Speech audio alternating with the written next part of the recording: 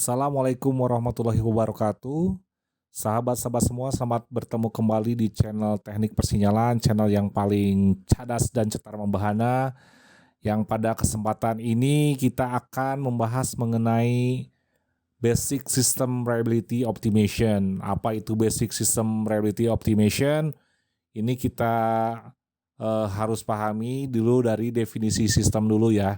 Dan tentu saja dari definisi reliability dulu.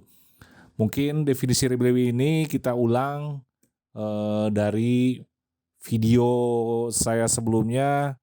Mungkin untuk teman-teman atau sahabat-sahabat semua yang pernah melihat video sebelumnya tentang Basic Reliability Engineering, masih ingat bahwa definisi reliability ini adalah the probability that an item can perform a required function under given condition for a given time interval. Jadi kemungkinan sebuah item dapat bekerja performanya sesuai dengan fungsi yang disyaratkan pada kondisi tertentu dan pada interval waktu tertentu, itu definisi reliability.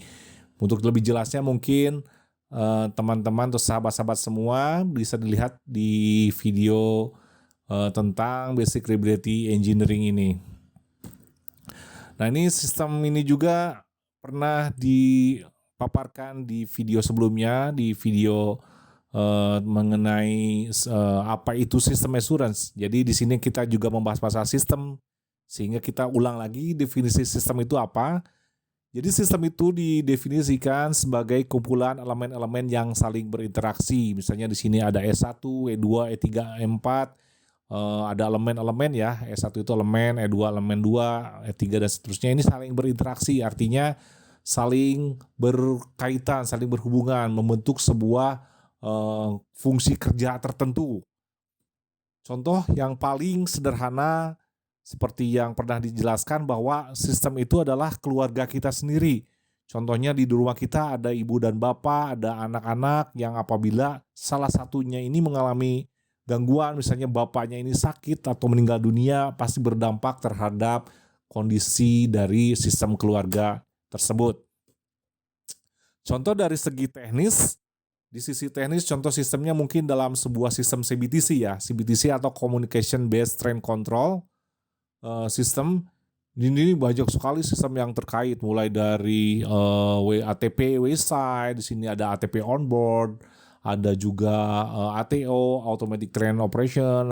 ATP itu Automatic Train Protection ya, yang bertanggung jawab terhadap keselamatan dari kereta-kereta yang terlibat dalam sistem CBTC. Dia yang mengatur jarak, istilahnya LMA, movement limit movement authority-nya ya. Itu yang mengaturnya adalah ATP. Di sini juga ada sistem lain, ada sistem komunikasinya karena dia berbasis komunikasi. Tentu saja dia ada Wi-Fi, di sini ada access point, dan selain lainnya ada CTC juga ya. Ini merupakan sistem yang cukup besar. Jadi dari kacamata ini, sistem ini banyak sekali subsistemnya. Jadi sistem ini bisa dilihat tergantung mana kita memandangnya, seluas apa, sekompleks apa, ini kita definisikan sistem ini tergantung bagaimana kita menentukan skop kerja kita yang menjadi pokok pembahasan dari yang kita amatin. Contoh ini juga bisa disebut sistem, misalnya dalam sebuah rak, di sini ada ATP sendiri. Kalau tadi ATP bagian subsistem dari CBTC, ternyata ATP juga bisa disebut dengan sistem. Karena di ATP sendiri ada card-card atau modul-modul di dalam yang merupakan subsistem dari ATP sendiri. Begitu juga dengan onboard remote I/O, misalnya di sini juga ada modul-modul sendiri ya. Modul-modul, jadi bisa dikatakan baik onboard ATP ini atau onboard remote I/O ini adalah sistem yang mempunyai subsistem digital output, digital input, ada frekuensi input dan lain-lain. Jadi sistem ini bisa besar, bisa kecil, bisa tergantung sisi kita memandang ya. Khususnya ini apa dari CBTC atau APMS ini besar sekali, atau kita lihat di sistem, ternyata sistem signaling kalau dari sistem APMS atau CBTC ini bagian atau subsistem. Tapi sistem signaling juga bisa dianggap sebagai sistem kalau memandangnya kita skop kerjanya di signaling. Dia ada onboard ATP, trackside ATP, dan lain-lain. Contoh sistem juga dalam sebuah produk yang kecil. Produk yang kecil misalnya ini dalam ini FM radio misalnya kan. FM radio walaupun sebuah produk yang kecil, tapi di dalamnya ada subsistem atau komponen-komponen yang apabila salah satunya failure, mengalami failure, misalnya transistor ini failure, dia berakibat tidak berfungsinya mini FM radio ini. Nah, sekarang kita perkenalkan istilah repairable dan non-repairable unit. Jadi repairable unit ini adalah subsistem atau sistem atau unit yang apabila mengalami failure dapat diganti atau diperbaiki sehingga dia bisa up lagi, dia bisa berfungsi kembali. Contoh di sini ada access point, ada collector shoe ya untuk cathedral ya, kaitan dari rolling stock cathedral ini, si power supply dari traksi, gardu traksi yang menyuplai ke rolling stock ke kereta ini melalui shoe collector ya, dia yang mengoleksi arus listrik atau daya listrik yang dipergunakan untuk pergerakan kereta, sistem traksi kereta. Misalnya di sini juga ada sistem silver dari train control system misalnya. Di Padang juga bisa repairable karena jika dia failure, modul-modulnya misalnya modul 1 digital input ini failure, itu bisa diganti dan bisa up lagi. Kemudian extra counter contohnya bisa diganti lagi, dan biasanya fokusnya itu istilah reliability yang dijadikan acuan adalah MTBF, mean time between failure.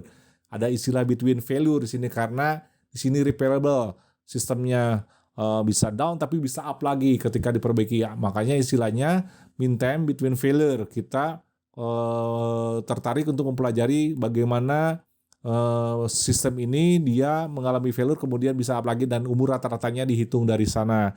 Sedangkan untuk non-repairable atau komponen dasar, kita hanya tertarik pada waktu to failure-nya aja, mean time to failure.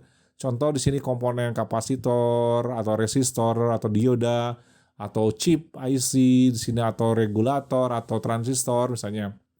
Dalam mekanika itu bearing misalnya. Nah, ini kita hanya tertarik dari mulai alat komponen ini digunakan sampai dengan failure-nya. Jadi disistilahkan non-repairable karena tidak bisa diperbaiki. Dalam sistem reliability yang repairable pada umumnya, ini istilah MTBF atau mean time between failure ini ada istilah kumulatif MTBF. Karena tadi ketika sistem ini down, dia diperbaiki, dia bisa up lagi ya. Jadi istilahnya bisa berfungsi lagi ketika diperbaiki. Dan bersamaannya adalah seperti ini. Bisa dihitung berarti total waktu. Total waktu itu berarti jumlah up-nya ya, total waktu up kerjanya dibagi dengan total berapa kali dia failure. Jadi misalnya kalau di sini ada waktunya ini up-nya ini X1, selama X1 up-nya kemudian dia mengalami failure, dia mengalami downtime selama Y1, diperbaiki, up lagi, dia up lagi selama X2, down lagi, diperbaiki downtime selama Y2 dan diperbaiki selama X3, maka MTBF kumulatifnya bisa dihitung total waktu up-nya ini dibagi dengan total failure-nya, event failure-nya berapa kali. X1, X2 ditambah X3, X1 tambah X2 tambah X3 dibagi 3.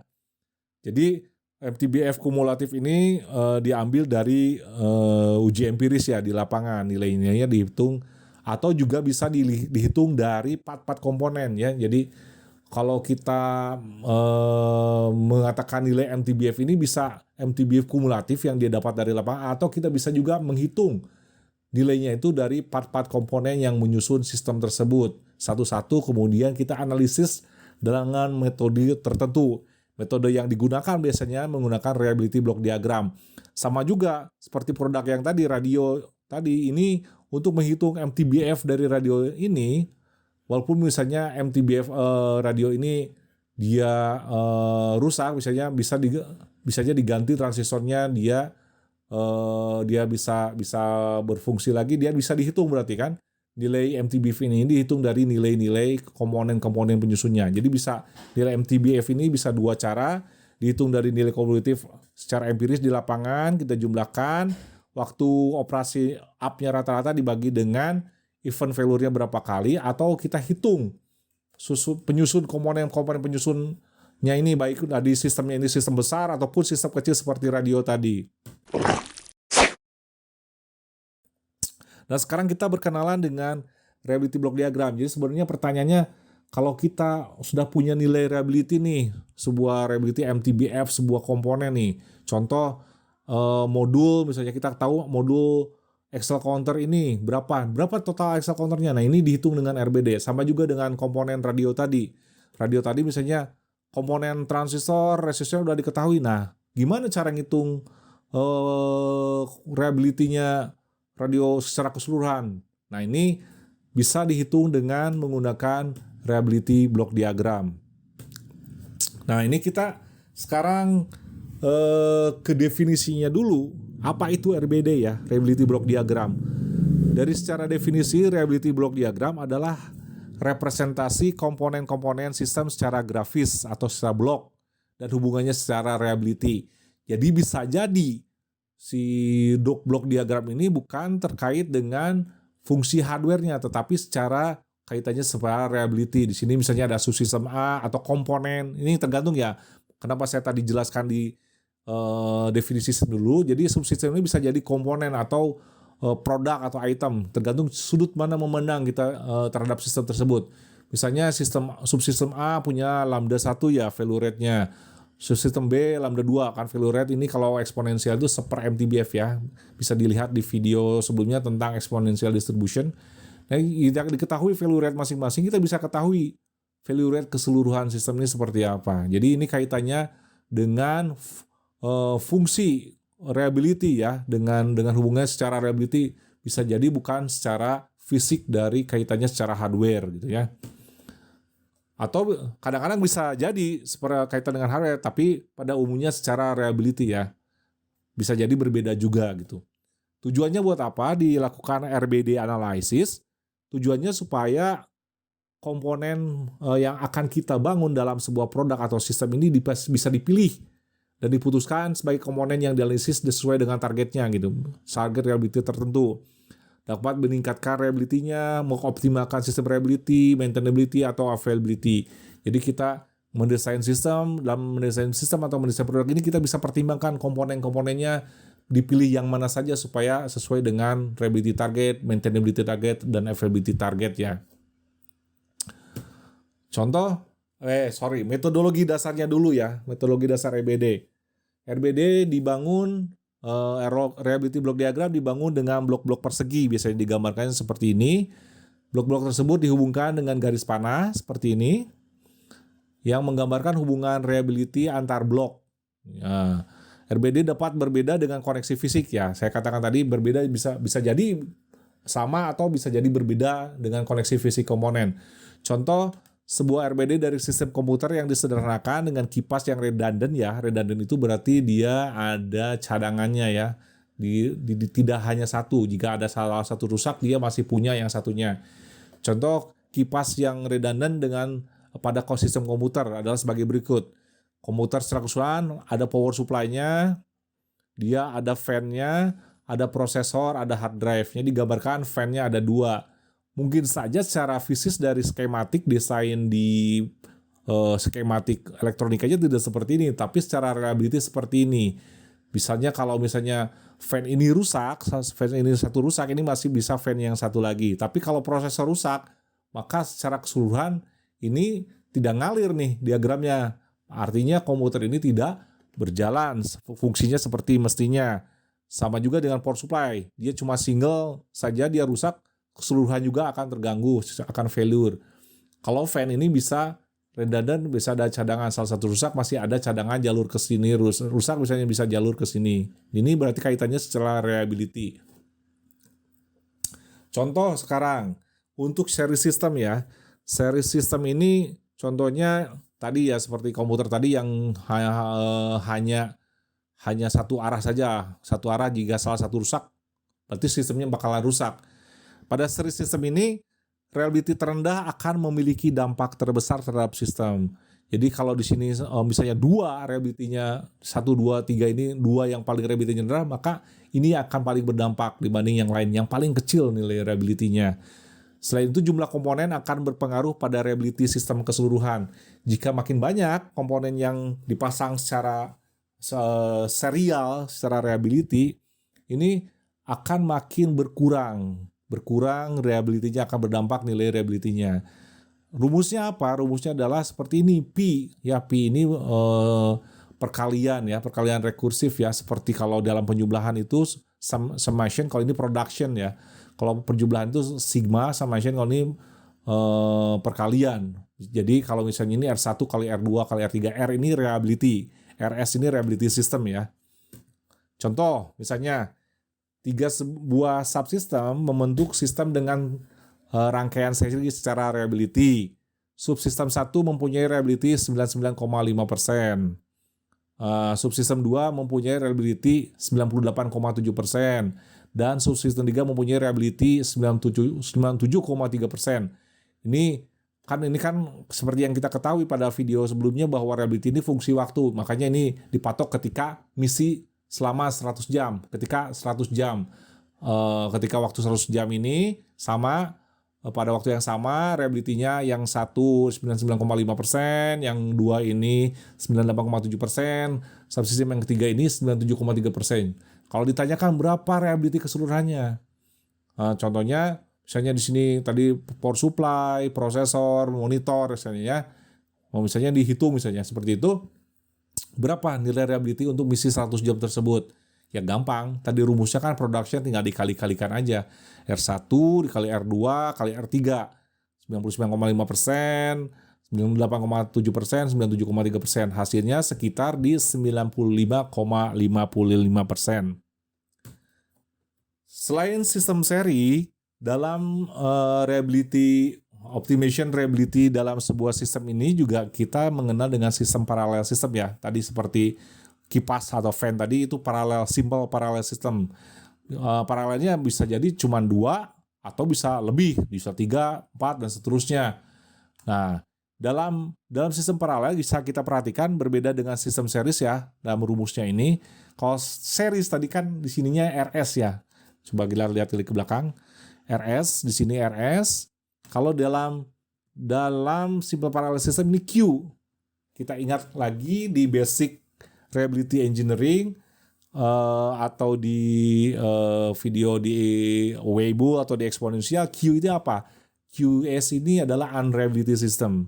Perhatikan, ini beda ya. Kalau tadi seri itu reliability system, kalau Q ini reliability system secara paralel ya. Kalau di sini notasinya tetap sama V ya, P ya. P itu artinya berarti production, perkalian dari unreliability. Tapi kan kita ketahui bahwa unreliability itu 1 dikurangi reliability. Jadi bisa dimasukkan ke dalam rumusnya ini 1 RS ini 1 min QS atau 1 dikurangi Q1, Q2, Q3, Qn. Jadi rumusnya sama dengan 1 kurangi 1 min R1 kali 1 min R2 dan seterusnya. Ini rumus untuk parallel series. Jadi rumusnya seperti ini 1.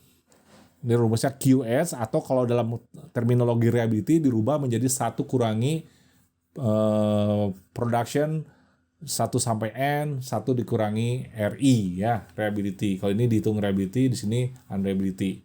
Nah, yang dipakai yang ini biasanya untuk mempermudah ya. Contohnya, diketahui sebuah sistem yang terdiri dari 3 subsistem disusun secara paralel, secara reliability ya. Subsistem 1 mempunyai reliability 99,5%, subsistem 2 mempunyai reliability 98,7%, sama seperti yang tadi sebetulnya soalnya. Subsistem 3 mempunyai reliability 97,3%, tapi ini disusun secara simple paralel. Untuk misi selama 100 jam, sama juga misinya selama 100 jam, berapa reliability keseluruhan sistem untuk 100 jam tersebut? Masukkan rumusnya, 1 kurangi 1 min R1, 1 min R2, kurangi 1 min R3. Jumlah-jumlah dikalikan, ini sudah dapat nilainya dikalikan, nilainya 1 kurangi hasil ini, sekitar berarti di 99,99% ya. Seperti itu untuk simple parallel system.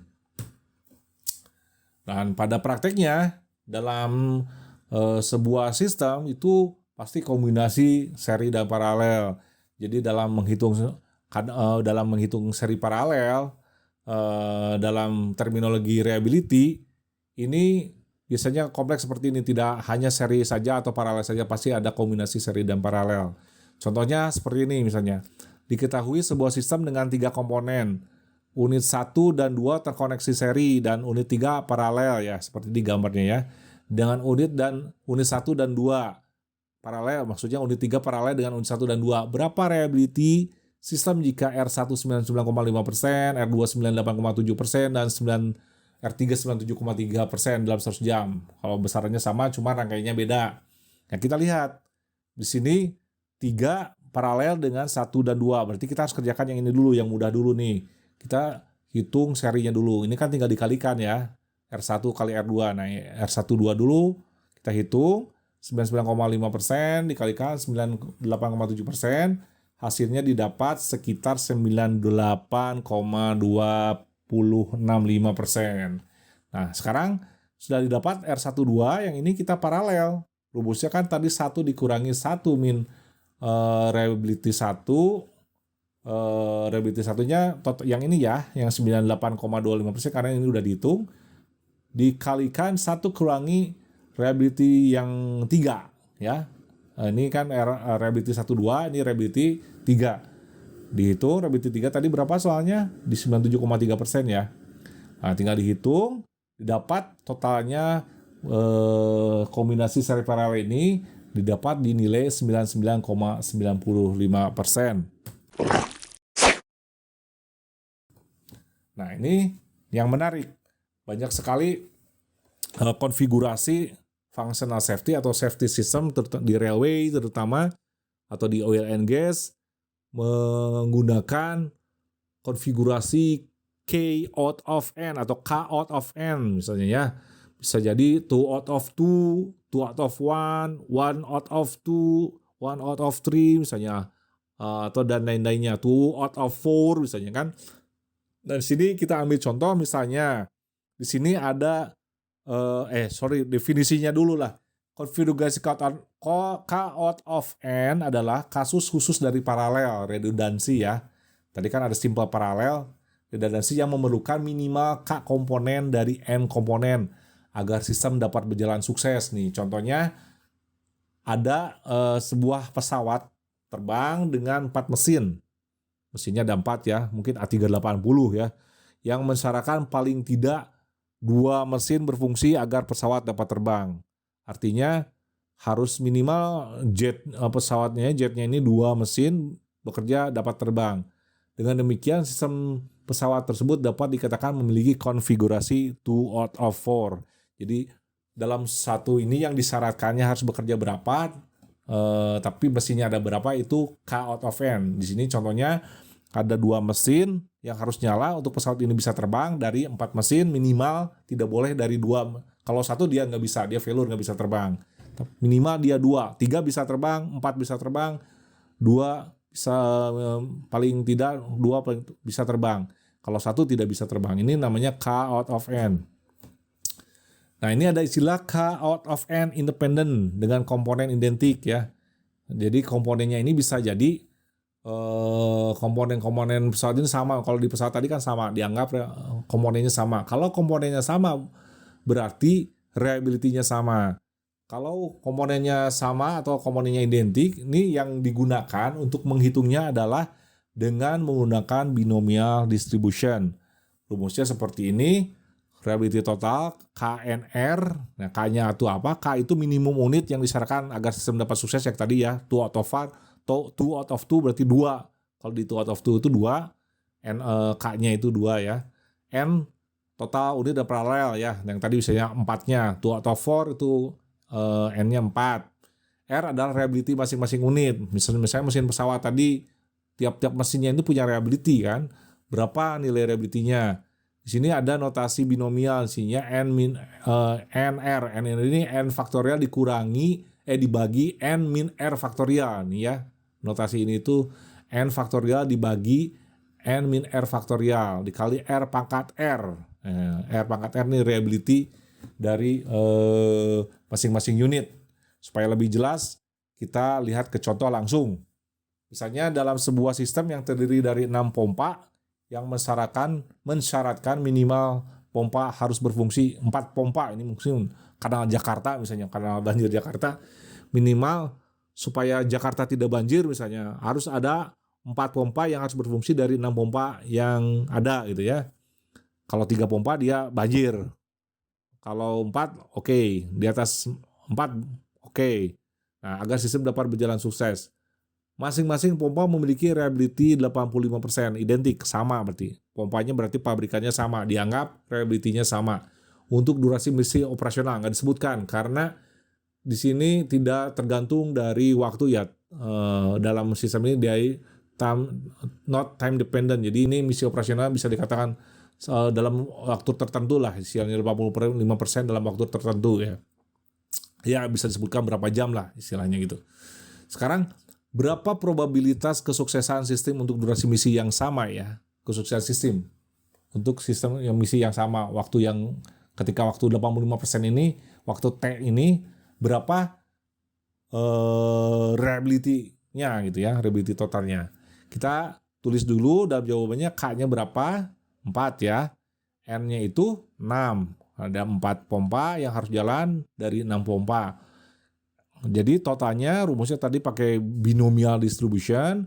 Kita masukkan nih RS, R-nya tadi 4. Kenapa R-nya 4? Tadi kan R-nya itu reliability masing-masing unit ya. Reliability R-nya itu K-nya ya, K-nya. R sama dengan K kan, di sini R sama dengan K. Berarti dimasukkan R sama dengan 4. 4-nya itu kan K-nya ya. Di sini diiterasi, summing atau dijumlahkan mulai dari 4 sampai dengan 6. Diputar di rekursif dari 4 sampai dengan 6. Di sini ada notasi 6R. 6R 0,85 reliability-nya ini, R-nya berapa? R-nya ini nanti diputar dari 4 sampai 6. 1 kurangi R besar nih reliability masing-masingnya ya, karena independen nih sama 0,85 dipangkatkan 6 dikurangi R-nya yang diputar. Nanti R-nya bergerak dari 4 sampai dengan 6. Nah, di sini dirinci, dijabarkan. Tadi 4 ini 6 faktorial dibagi 6 kurangi 4 faktorial ya di sini ya. Di sini 0,85 itu reliability-nya dalam misi tertentu, di ini D4. Di sini pangkatnya dari 2 ya, 6 kurangi R, 6 kurangi 4. Terus diputar seterusnya sehingga didapatkan hasil dijumlahkan mendapatkan nilai sebesar 95,26%.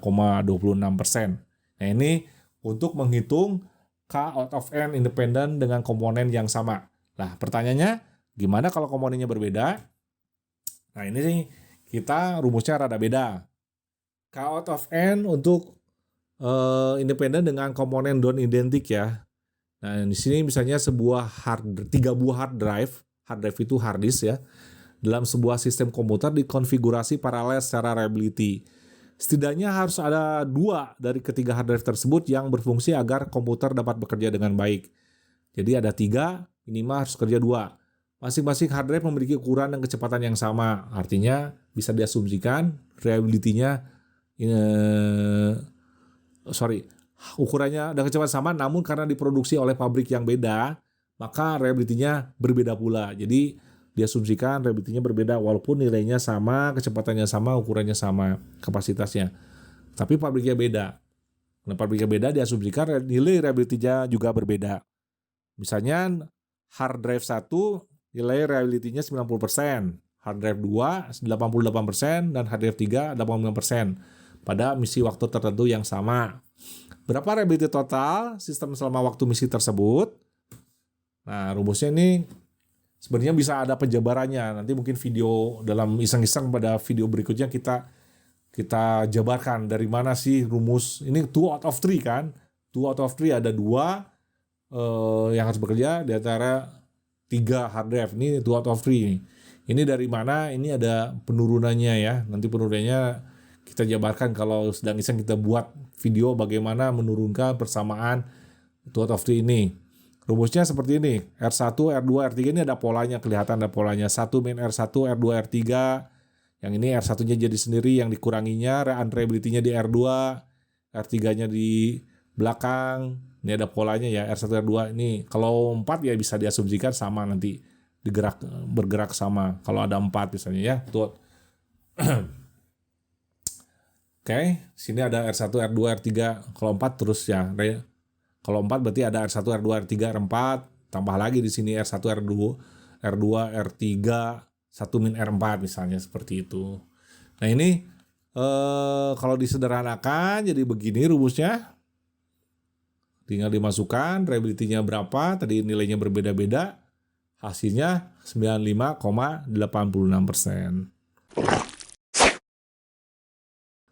Oke, itu saja mengenai basic knowledge ya, basic dari sistem reliability optimization.